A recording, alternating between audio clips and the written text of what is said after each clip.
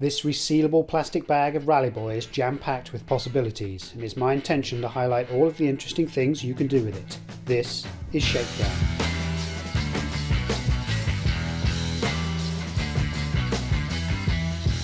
In today's Shakedown we're playing the original Rallyman, but not as you know it.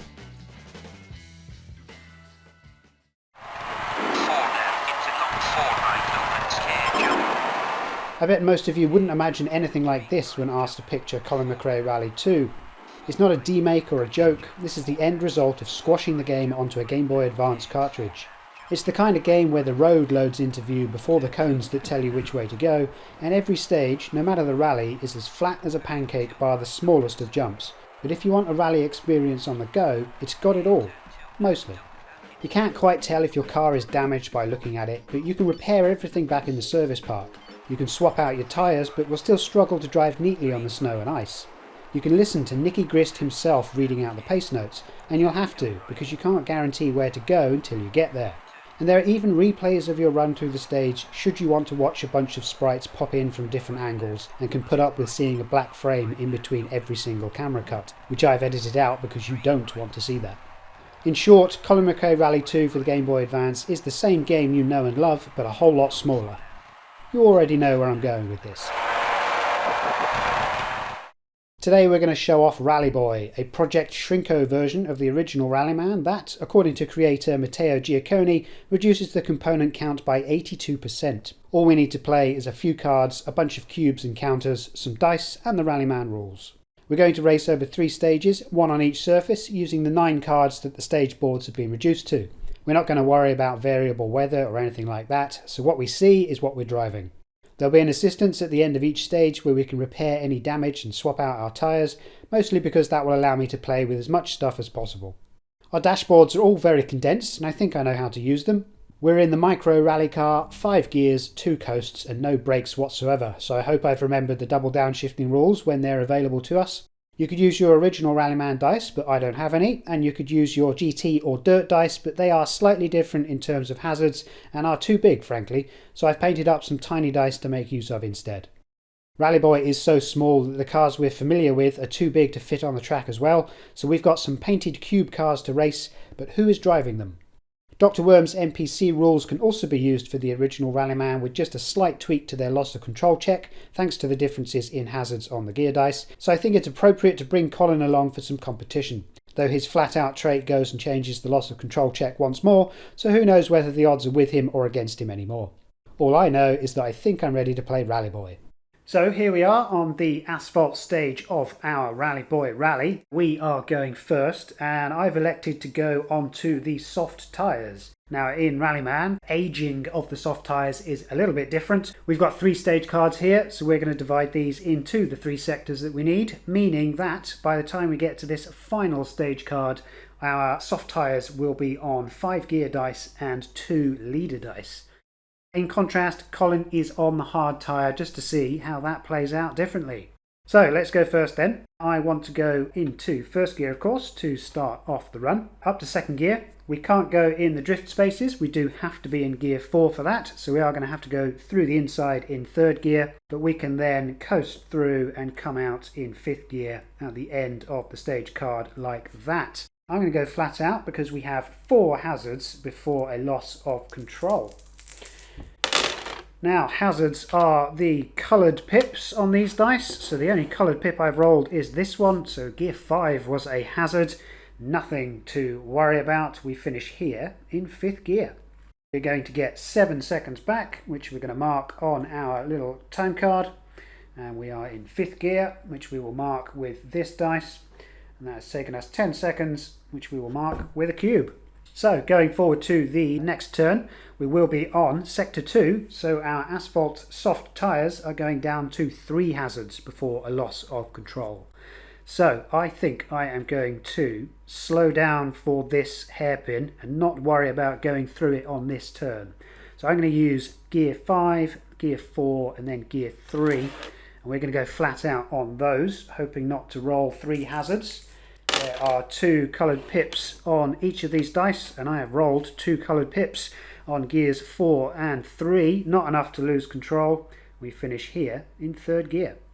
Next up then, it is Colin. So Colin is going to act like a regular NPC. He is going to, unfortunately, roll a bunch of hazards. He's going to get rid of 3 of them. At least have the chance to. He does get rid of all 3 of them, so he can do exactly the same as us. He is going to finish in 5th gear.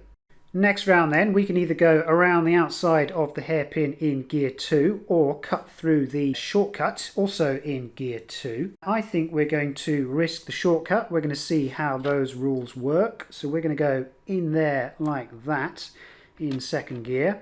I also think that we are going to take the jump in 3rd gear. That would put us into the next space and then emerge in 4th, and we'll put down 5th gear as well. But because it is on the final stage card, I think that the soft tyres are going to age by the time we get there. So if I were to go flat out, I would rule it that we only have 2 hazards before a loss of control. If we were to just roll these dice on this card, I think that I would rule that as 3 hazards before a loss of control. But with this shortcut, and the possibility of it removing one of our coast dice, I think we're going to roll 1 by 1 and see what happens. So we're going to go through the shortcut in 2nd gear, and that is a safe die, but we are going to roll the event die to see what happens in the shortcut. So that is a 6. We check on our table, and that is an OK shortcut, so we've gotten through that safe. We are good to roll the rest of these dice until we have too many hazards to worry about. There's our first one on the first coast die. Let's go over the jump in 3rd gear. That was our 2nd hazard. So we are over the jump safely, but anything else is going to be a bit of a risk. So I think I'm going to spend 1 second for gear 4 and then 2 more seconds for gear 5 in order to secure a 5th gear finish. Colin gets 4 seconds back for unused dice and a 3rd gear finish. We are now onto the leader dice, and we have 2 hazards for a loss of control. So I'm going to put gear 4 into this space, which will allow me to go through the shortcut in 3rd gear, and then we can use these leader dice to skip through to the next shortcut as well. It's going to be quite tricky to go flat out on those, not least because of the danger of all these dice, but because the shortcuts might remove the use of one of those coast dice. So I am going to play it safe and learn the rules bit by bit. Gear 4 is good. Into the shortcut we go. We've got one of our hazards. We do have to roll a event die to see what the shortcut does. It's a 4, it is okay. So we do have that much progress. Another hazard will cause us to spin out, so I think we're going to pay 3 more seconds to secure those final dice. However, we are going to have to roll the shortcut die again to see what happens in the 2nd shortcut, and it is a 3. So in this one we are going to spill dirt out into the corner, so it acts just like the Rallyman dirt that you might be familiar with. The speed limits on that final hairpin are reduced by 1. Let's see what Colin can do. Does he want to go through the shortcut? I mean, this is Colin McRae, so yes he does. We're going to put gear 2 there. I think he's going to show off, in fact, because of course he is Colin McRae. So he's going to go over the jump in 4th. So he has finished all the way over here in 5th gear. Right, we are going to actually add the time that we finished the last turn in. So we are now up to 1 minute and 20, and we're in 3rd gear. So we can cross the finish line in a fireball if we want. Let's do that in 5th gear if we can manage it. So over the jump in 5th would be our plan. That means rolling gear 4 die when I can find it. It's this green one. And that means 2 dice to roll this turn. The minimum to go flat out in the original Rallyman is 2 dice. So we're going to go flat out on these and not worry one bit about the result. We cross the line in 5th gear. What is Colin going to do behind us? He has a number of hazards to re-roll. However, because they occurred on gears 1, 2 and 3, he does lose control at the end of this turn. So he is able to re-roll them to see what he can place down. He gets rid of them all. Let's put him into 4th gear with whichever my 4th gear die is. It's that one. And then, would he want to go through the shortcut? He is Colin McRae, so let's put him through the shortcut in 3rd. We are going to, I think, probably then go through the other shortcuts like that and end his turn. However, he would then lose control in third gear. So, one by one, let's see what happens. He goes through the first shortcut and loses the use of a coast die. Now, in Rallyman of old, that happens immediately, so we won't be able to place one of his coast die down into this run. So he's going to finish there instead in third gear. And then we are going to have a loss of control, because he does, of course, crash. So we're going to roll the event die again and see what happens to him. And the result is a 3, so all he does is spin in place. He doesn't leave the track. Lucky for him, leaving the track would have caused damage. Although, in Rallyman, you could leave the track and bounce into a shortcut, which is quite funny. We're going to add 1 more minute to Colin's time as he finishes in gear 0. Next turn then, Colin can get all the way across the finish line in 5th gear. 3 left, post inside, 4 right, in for 3 left, jump, 2 right. Not the best of ways for Colin to end a stage there. He finishes after 1 minute and 49 seconds, and we have the lead as we head onto the snow for stage 2. Jump, 3 left. We have both chosen our snow tyres. It makes sense, of course. We both also have the double downshift ability. Let's see that in action at some point. I think I'm going to go into first gear, into second gear, coast through the inside like that, and I think we can get up to third gear and finish our turn there. We've got 2 hazards, not enough to lose control, but closer than I'd like. Next round then, we are going to check out the double downshift rule, and that is to say that if the gear 1 die rolls a hazard for us, then our turn ends right where it began. So we're going to hope that it doesn't roll a hazard, and we can get all the way up to 5th if we like. However, that's not going to be good enough to slow down on the next turn if we use all of those coasts. So I think we're probably going to end there. We could go flat out to try to get some time. I think I will, and then we'll just have to hope that gear 1 does not roll a hazard. Let's see what we get. We are hazard free. We have finished in 5th gear for another 10 seconds on our time, and we get 6 seconds back for going flat out. What does Colin want to do? I think he's going to do much the same as us. He gets 3 seconds back for unused dice and a 3rd gear finish. So we need to slow down. We're in 5th gear. We have the double downshift ability. We can use it as many times as we like, unless someone wants to correct me on that. So we can go into 3rd and then down into 1st, and then we can coast through the inside of the hairpin, come out in 2nd and coast again, all being well. That might be a bit of a risk depending on what happens on these double downshift dice. Gear 3 has rolled a hazard, so when you roll a hazard double downshifting, your turn comes to an end, you've lost control. The original Rallyman was quite harsh, so we have only moved 1 space forward and we are in gear 0. Now we lose control, so we are going to find out what happened to us. It's a 3 or a 4, so we are just facing backwards, but that has added 1 minute to our time. It has taken us 1 minute and 40 seconds to get to this second hairpin, and we are now facing an oncoming Colin McRae. We are going to spin around and hopefully do something a little more productive on this turn. We are going to coast through this first hairpin, and I want to get the speed back, so I'm going to go around the outside of the second corner. So we can't do it in the first corner because we have to be in gear 2 from the first die placement. But we can be there in the second part of the corner, and we can then go up to 3rd gear and then into 4th. Is it wise to go into 4th, or is it better to stay in 3rd and cut through to the inside?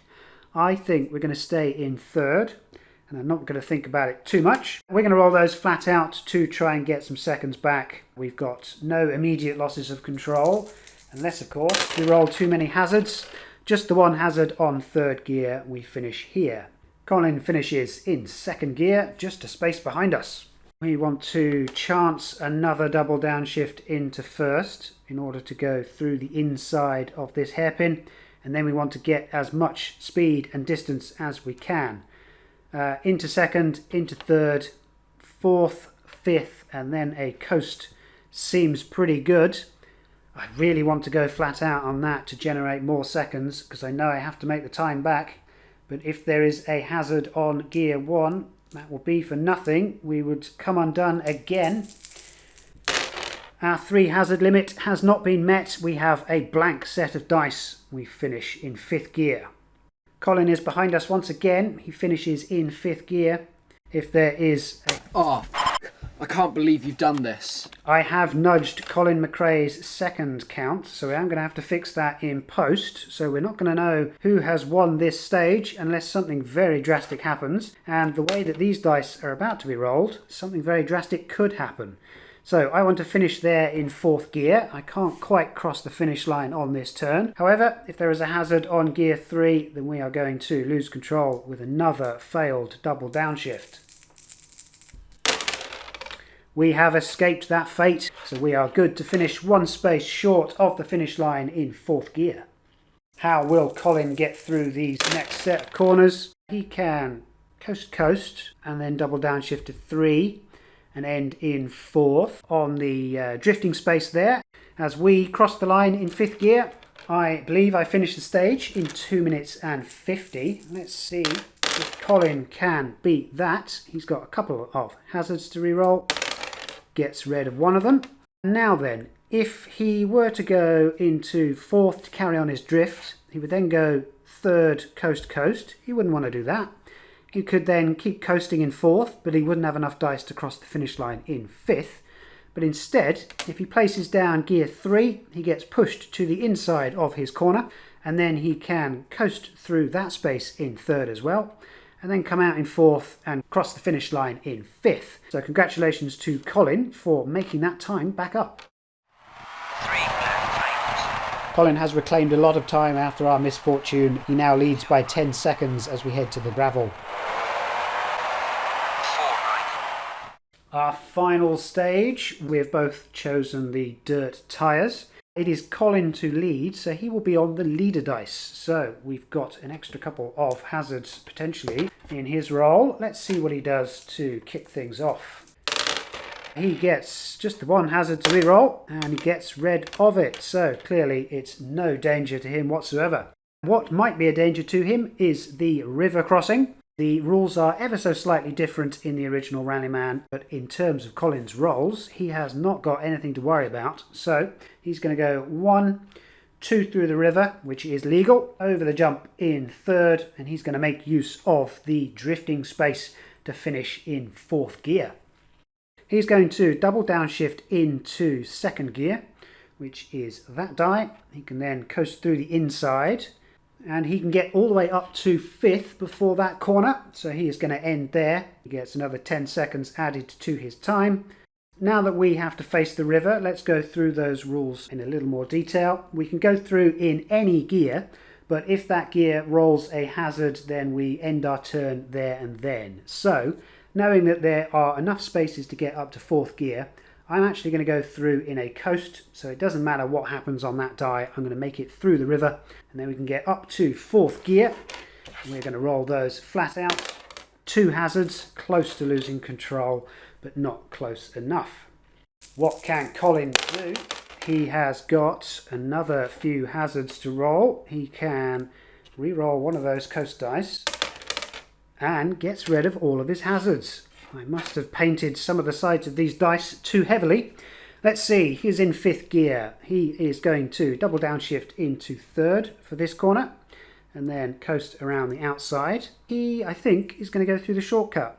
He's going to go into 4th there, coast through the shortcut like that and emerge in 5th gear. In order to match Colin, we are going to have to risk a double downshift into 2nd gear and then coast our way through the rest of this stage. I think it might be worth going flat out, get as many seconds back as we can. That'd be great. However, gear 2 does have 2 hazards on it, and I have been rolling poorly. We are good, I believe. We are finishing in 5th gear.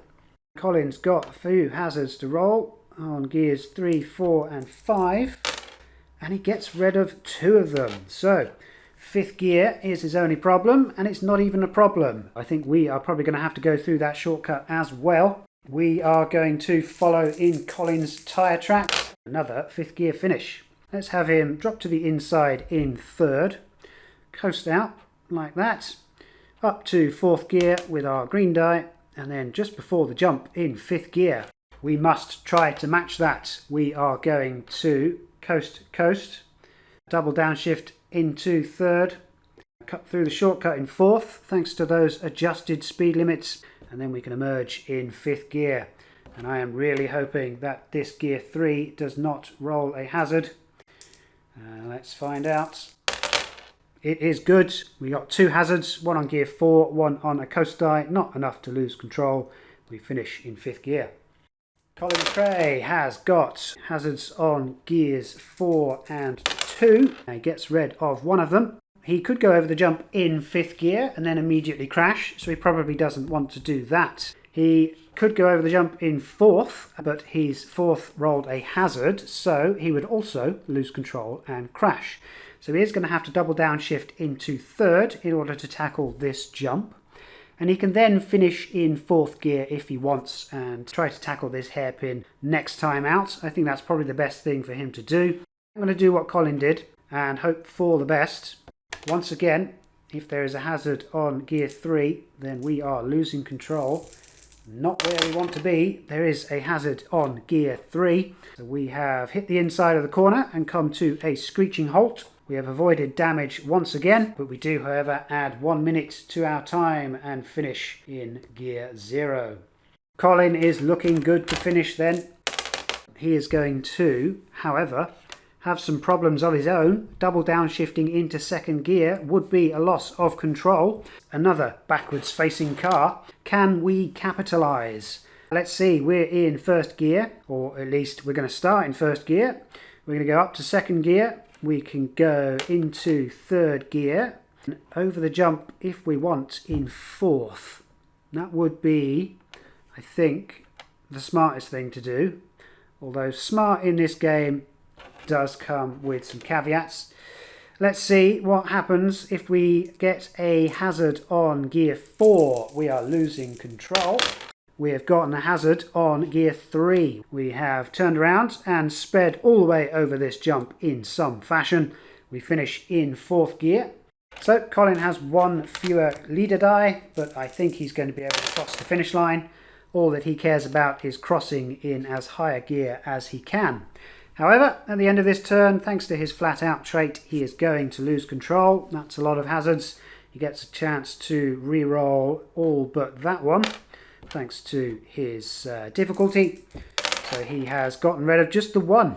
So that might make his turn a little trickier. Let's see what we can do for him. He's going to be in first gear, second gear. Third and fourth are good, and then he can crash over the line in fifth. Except he can't place that down as his last hazard, being an NPC. So we are going over the line in fourth instead. He does take 20 seconds for his time rather than a minute. That rule is still the same in the original Rallyman. We're in fourth gear. We have to double downshift into second. I don't think we want to go around the outside. I think we want to finish as quick as we can. And that will be into fourth gear, into fifth gear, and then a coast.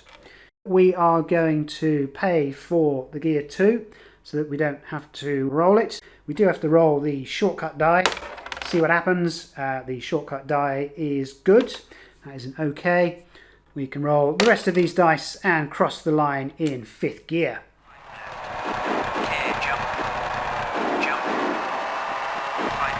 It's a good job I checked the times in the edit because I do a much better job here than at the table. I think Colin crosses the line after 2 minutes and 21, but we manage it in 1 minute and 50 and take the overall Rallyboy rally win by 20 seconds or so. And there's no way I miscounted that many seconds, but if Colin wants a rematch, I'm happy to oblige. Caution, turn 2 right, cables inside.